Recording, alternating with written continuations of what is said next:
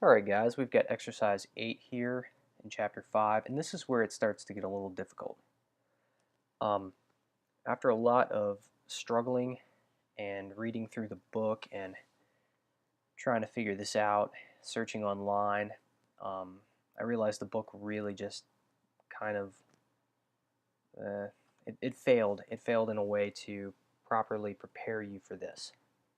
And I don't see, maybe I'm not seeing it in the book, maybe I'm just blind, but I'm not seeing where any of the examples or guidance in the book give you a good indication of how to do this specific problem. This one's different. And online, there was maybe one or two people that had any sort of clue that I saw. It didn't take too much time, but there was a good amount of time spent, scrolling through forums, videos, and maybe one or two people had a good idea, um, but then had to kind of figure the rest out. So I've got two ways to do it. The second way uses an array. You probably don't want to do that for your class. But the first way, what we're going to do is we're going to declare our variables here. So we've got the number that you're going to enter whenever it asks you.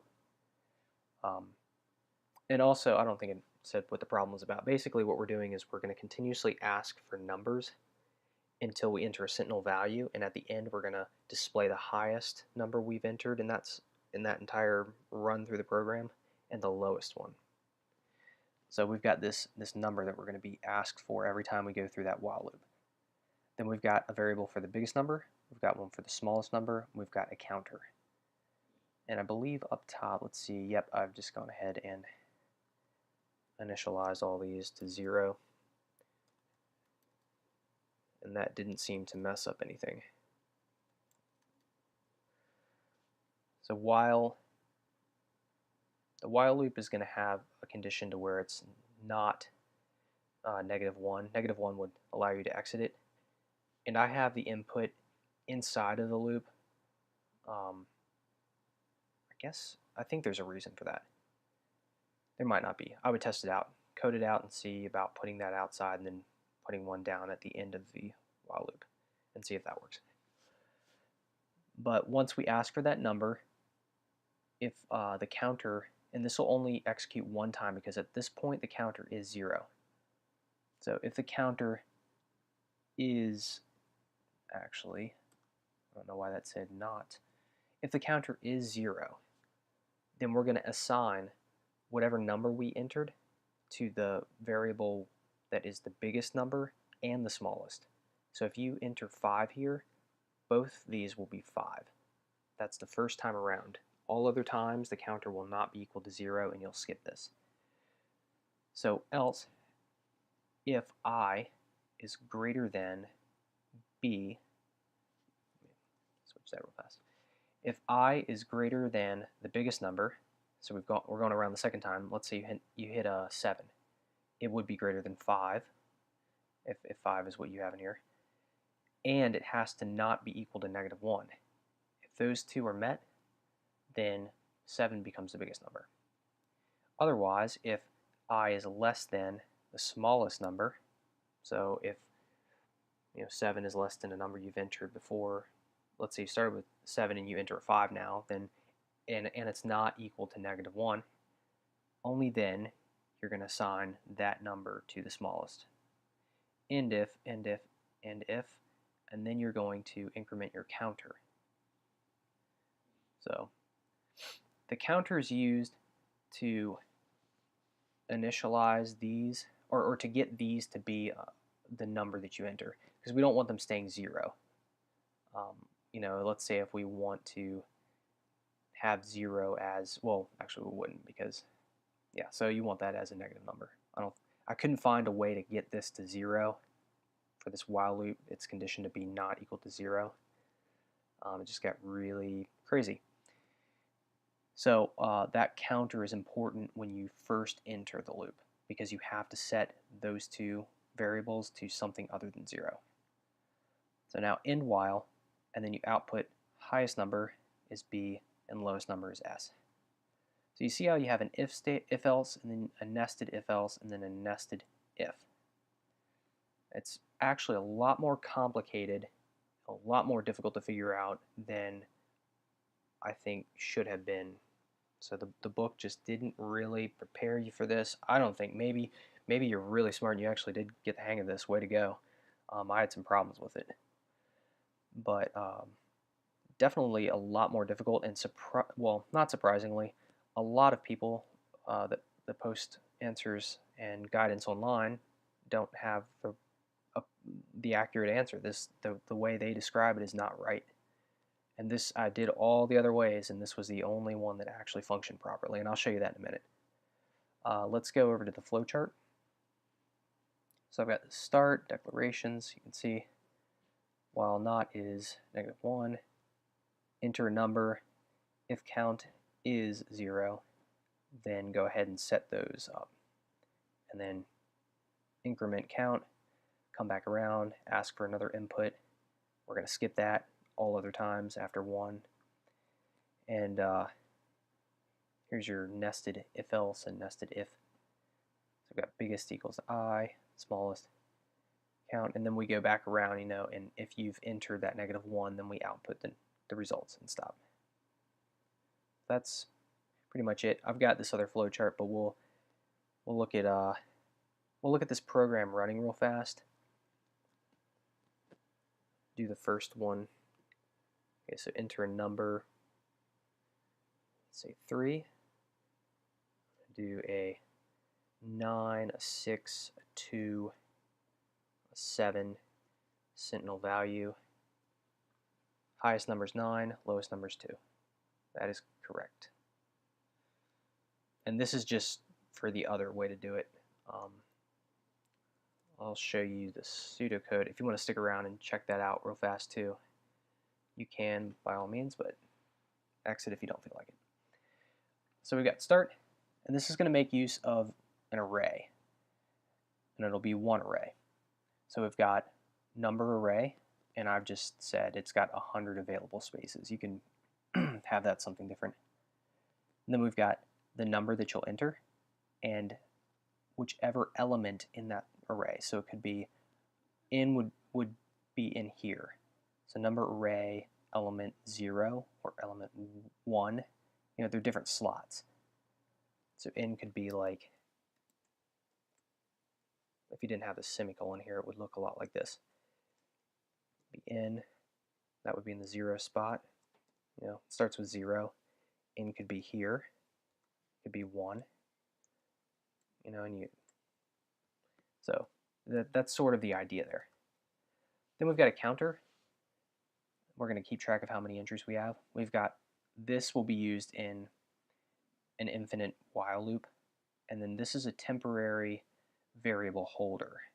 Like it's a temporary holder for a variable, because when we go to switch things around, we can't just switch one variable with another, because it'll erase the one that was there. So we put it into one that doesn't have, we sort of do like a circle sort of thing.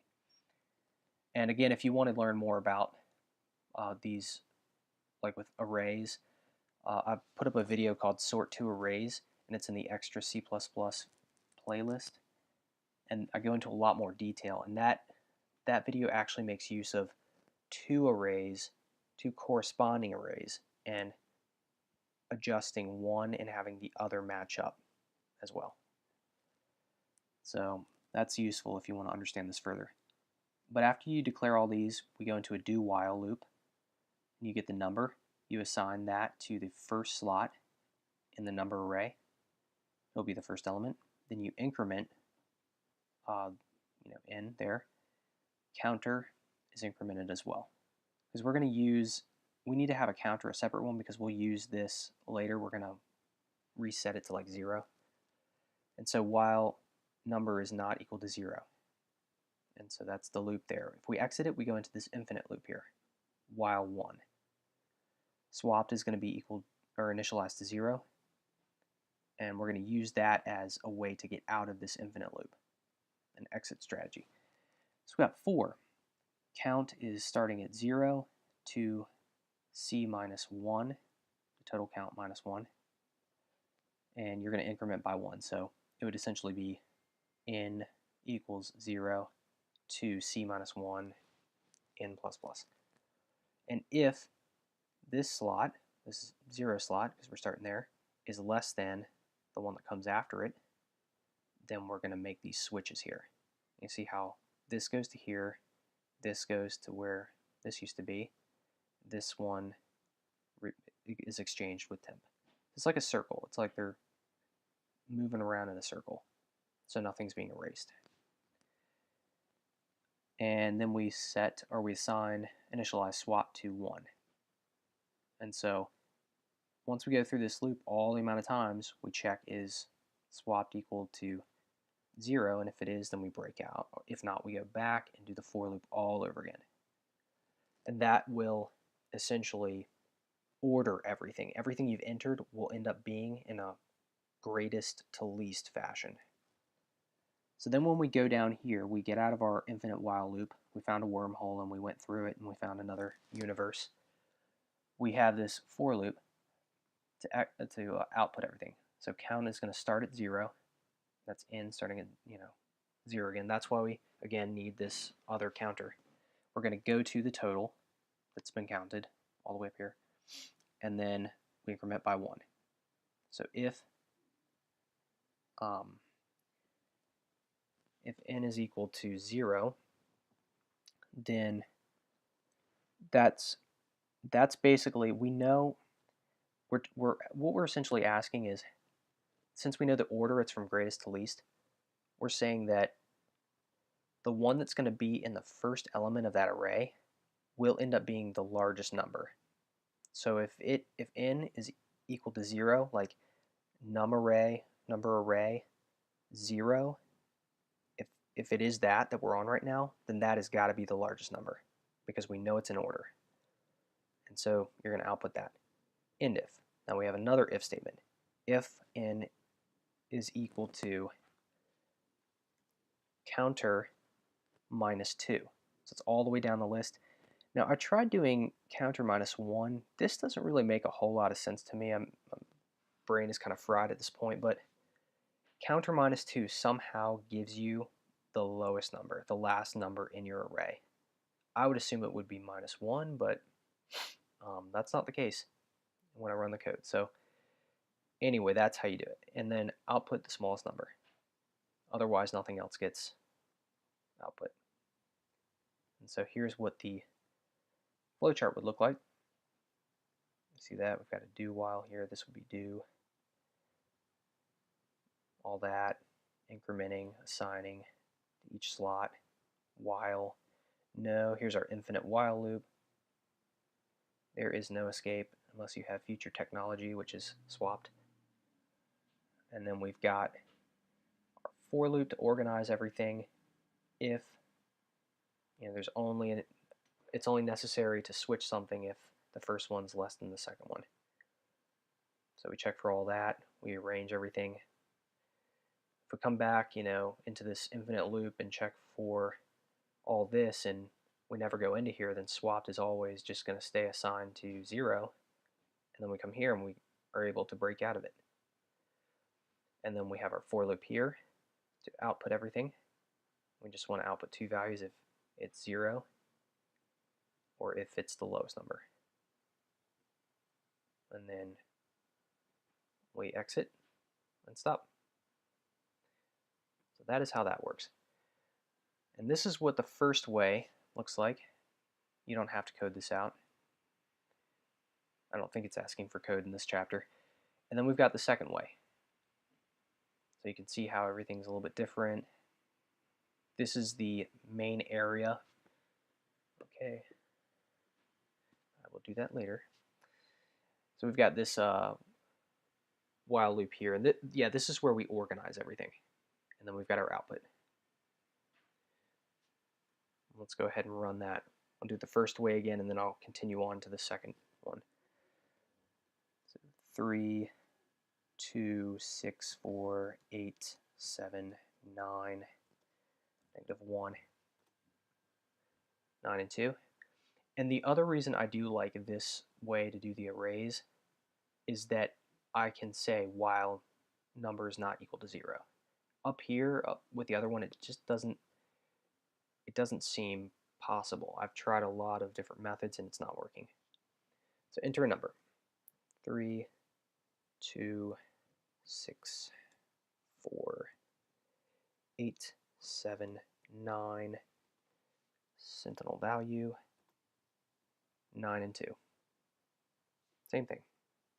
And you could put down here, you know, the greatest number is and the lowest number is. So that's how that is done. Probably best to do the first way, but this way is my favorite. Anyway, thanks for watching, and I'll see you in the next video.